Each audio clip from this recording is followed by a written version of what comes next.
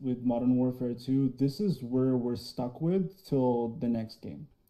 Right? Like Yep. Infinity Ward is not changing what they're doing. I hope people understand that because we've been on calls and I've said all sorts of things to Infinity Ward and they don't want to change it. Right? Like the perk system. I can't emphasize how many times I've told them just change the damn system back to normal. You cannot keep increasing forever the amount of the activation time. You cannot keep decreasing that until the point it becomes zero. Like where are we going with this? You know, or the weapon balancing, the UI, all these things. Like there's so many times we can say that before if they stick to their guns, they stick to it, but you don't have to play the game, right? Like it's not going to change. And I hope people understand that every Call of Duty studio every year is different. And I think this year it's more apparent than ever before is that you can get a level of community interaction and feedback from Treyarch, from Raven, from even Sledgehammer. I mean, Sledgehammer was talking to us more last year, even though Vanguard was what, like the worst selling Call of Duty of all time. And Infinity Ward is here with the best selling Call of Duty of all time, and they can't articulate half the shit they're trying to do half the times, and it's frustrating. And I know you guys are frustrated, but imagine our frustration when we sit on these calls and hear what they have to say. Right? Like imagine sitting on the call, like in February this year, we sat on the call and they told us that they're extremely pleased with how multiplayer is. See, the problem is that I think that it's a problem that's unique to me and you, Charlie, is that I'm seeing this question a lot in the chat, and I agree with the people that are saying this. Because right now it sounds like we've noticed a pattern of bullshit that keeps happening.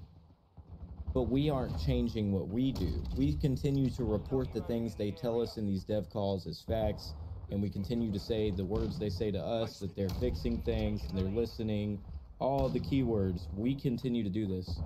And people are asking, why do we keep doing that? Well, the thing is that we are technically, well, Charlie is certainly is a news outlet.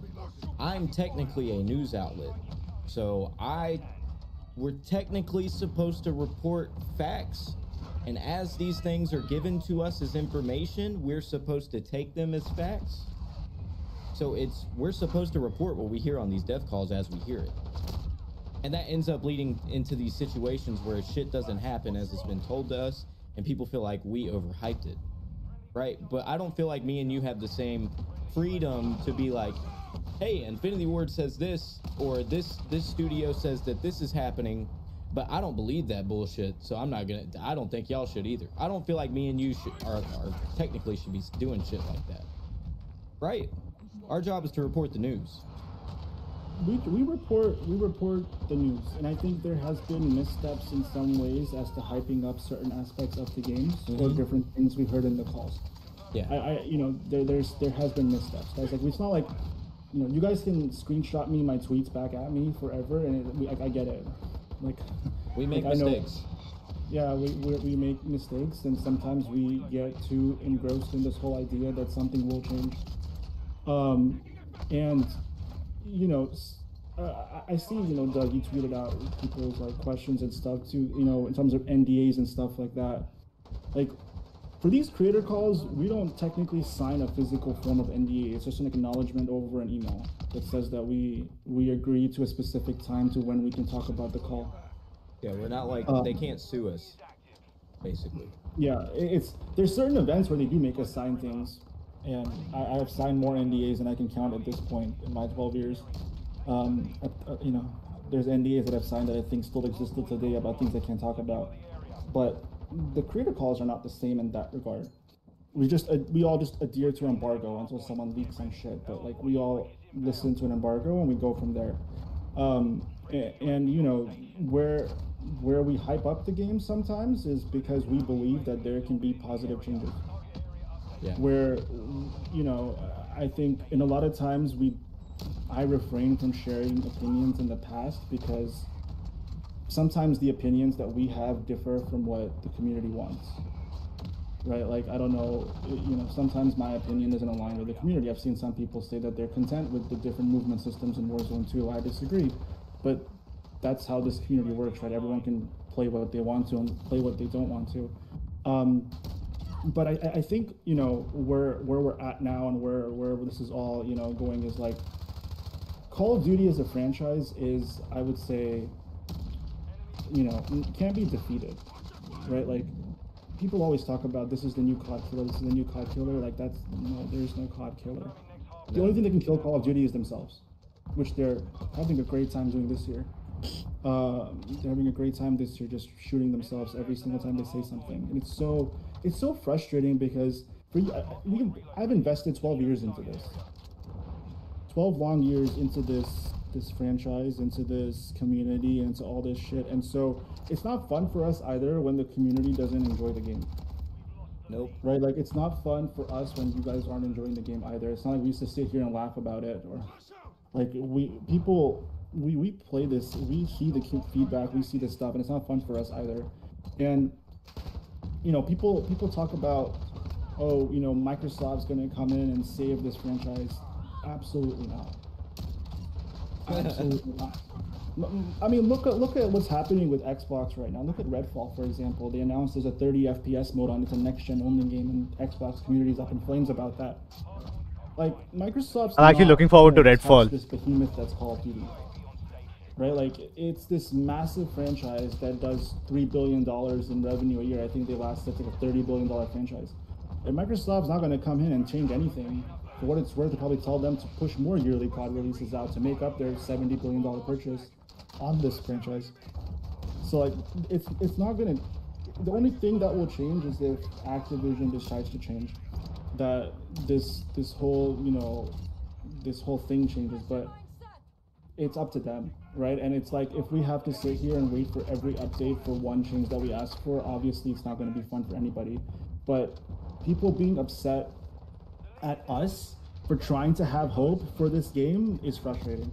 Very frustrating. Like we want, I mean, I would love for this game to succeed. I mean, you know, when Warzone 1 first dropped, right? Like it was pandemic and we were all in lockdown. I played that shit every day till 3 a.m.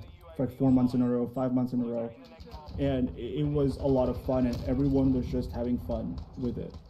And then, you know, the pandemic stopped, and in the essence of like people started going out more and everything, right? And then there became this like, you know, Call of Duty community that formed as to like who's staying in this community and who went back to Fortnite or went back to Apex or whatever. And to be honest, like if you don't like the game, stop playing it. Absolutely.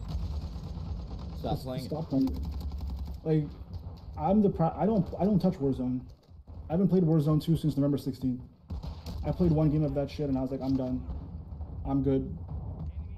Right? Like, you guys don't need to force yourself to play this game. There's so many games out there to enjoy too, and you don't have to be chronically online about those games. You know, it's frustrating though what happened yesterday, because we were led to believe things that did not happen. And to address those points, right? At one point during the call, it was mentioned that they care about time to kill for close range encounters. They were working on it. That's what they said, right? That's what it said. Yeah. And I think at one point they said in a past call that they were happy with long range time to kill. That they were okay with the long range stuff. Yeah. Which questionable choice from them, but they were okay with the long range but wanted to change the close range. And what that implied to us in that moment was to adjust time to kill, there's several things, right? Weapon balancing, there's health, there's armor adjustment, all these things. But if you just adjust the overpowered weapons or the high level weapons and then don't touch anything else, you're not touching TTK really. Right, like they didn't touch time to kill yesterday. I don't see any difference in all the videos I've watched of time to kill for different weapons or different engagements, especially in close quarter. And you know, with Warzone Pacific last year, they made a decision to increase health, right? They increased health with different armor points, and it clearly changed the time to kill. But for this year, they're just like, well, we'll fix the weapons and that affects time to kill. Absolutely not what's happening in the game. The second point I think that was made was movement, which is where everything sort of became chaotic. And I think this is why Joe tweeted Warzone 2 is safe. Yep. I think because during the movement portion of this call, they talked about fluidity of mantling, which I can't tell a difference. Oh, it's a little bit better. You can tell. You can tell. Shit. How do I keep doing that? You can tell. You can actually tell. Like the mantling is the one that's a little bit different. Yeah, the mantling. Yeah, and then they talked about slide, and then they talked about diving. So one of the things they said about diving, which again, here, correct me if I'm wrong here, they said that diving would reduce the amount of delay it took to get back to your weapon after you finish the dive. I'm pulling up my notes from the thing right now. And I don't see much of a difference when I played multiplayer, because they said, for what it's worth, they said the movement changes are every mode. And in multiplayer, I didn't see any change that would result in them making it a massive talking point on a creator call. They also mentioned the other aspect, which was sliding. And this is what I believe led Joe to see what he said, was they said two things. One, that they're going to increase the slide velocity so that when you're sliding, it feels more fluid and that you're actually moving smoother. And they like increased it by like 1 millisecond, it feels like, in the game. And then they mentioned that they were going to have shooting while sliding, is what was said. They mentioned that they were going to have something about sliding.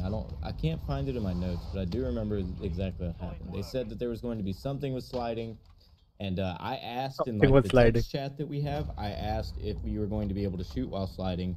A certain developer responded yes, but they were not responding to me apparently, and they didn't clarify that until the very end of the call.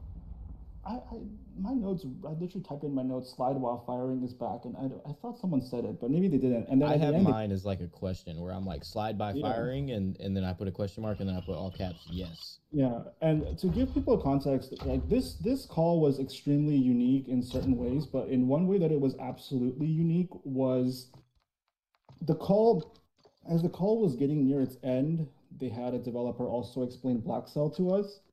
But as he was explaining Black Cell and as they were doing the Q&A and correcting things, they posted the roadmap blog.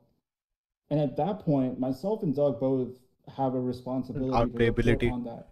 Yes. Right. Like, and at that point, I was like juggling between reading, the rest of the call and trying to post the roadmap stuff, which was incredibly frustrating for one. And we've shared this feedback with the team too there about it. Like the timing didn't work. Yep. But like, and so I completely missed the correction about sliding while firing. I was literally doing the same tweet you did, like breaking sliding while firing is back. I had it ready in my notes, and then I just like I searched the patch notes, and there's nothing about sliding here. It was just one thing that said slide velocity increased, and I was like, why did they say it on the call? And then I asked a couple of people, and then you texted me that everyone told you to delete your tweet. And a couple of content creators also DM'd me and was like, hey, they corrected this, and I was like, oh shit. So yeah, I think it's almost a unique to me and you, or people who stop paying attention issue. Yeah, so like that, I think the compounding thing was like they explained the patch notes to us on these calls, guys. For what it's worth, the patch notes aren't ready, I think, till the day of they go live, but they do talk through some of the highlights of the patch notes, and the slide stuff and all that stuff. I think it led a lot of people, including myself and you, to believe that this was a step forward as an update, but it was. I still think it's a step forward. I still think it's a step forward. It is, not but enough. I think it's not as much as maybe we thought it was coming off the call. Yeah, I mean, like, if you guys want to know a summary of what they said in the call, just read that BR community update that Infinity Ward or Raven tweeted out on Monday. That was basically a call with just more specific patch notes underneath each item. Yep. And that was like the highlight of our call, was just reading that. They just kind of just explained that blog to us. And for what it's worth, I will say this, Doug, correct me here too, but they never told us they were going to add those pay-to-win bundles to DMZ on the call. Oh, fuck no. Oh, I'm actually pissed that they didn't mention that on the fucking call. They just mentioned 3 active duty armor slots, and that's what it was said. They're going to add 3 active duty armor slots. And then we load up the game yesterday, and there's a 4th one that you can buy, which was alarming very quickly, because like, they clearly didn't tell us that because they didn't want to piss us off and have our feedback then, and then it goes live, and then it's like, that's fucked up. That's fucked up. Because I remember I have my notes. They said 3 active duty armor slots is what we're offering, and then it said there's a 4th one. Because someone tweeted me on Wednesday yesterday, like, so hey, there's a fucked fourth up. armor slot, and I was like, what the hell? And I was like, oh, maybe it's a glitch. I genuinely thought it was a glitch, and I clicked on the bundle, and then now all these bundles have a little nice note next to them that gives you the advantage each item offers you. Yeah, shout out And I to was Geeky like- Pastimes, because I saw him report that, and he immediately was like, "What is this bullshit?" Yeah, that was insane to see that whole DMZ go to that. We got thing the right happen. people I would- here right now, Charlie. So let's just say this: that was some fucking bullshit. Yeah, I feel like y'all set us up a little bit with that. Anybody involved with the dev calls or anything, to keep that information from us and to allow us to go on Twitter and start talking about Black Cell and the screenshots we saw of the camos, and to talk about, you know, we're excited about the update because of what we saw. We felt misled in certain ways, but this not including the DMZ pay to win shit on purpose, that's some fucking bullshit. That's some bullshit. That really makes us look like shills more than anything else. Because I full on, if I would have known that there were 4 pay to win bundles coming to DMZ, I would not have said a fucking good word about this season. Not a single good word. Yeah, I mean, that bundle was interesting yesterday, because I was gonna tweet out what I did. If you guys saw my tweet this morning saying, like, you know, this is the slope that Activision took when they went to supply drops all the years ago.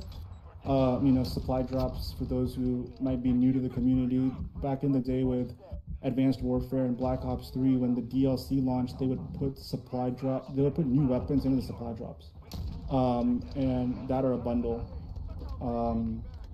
And that shit was wild. That was the most pay-to-win shit they ever did.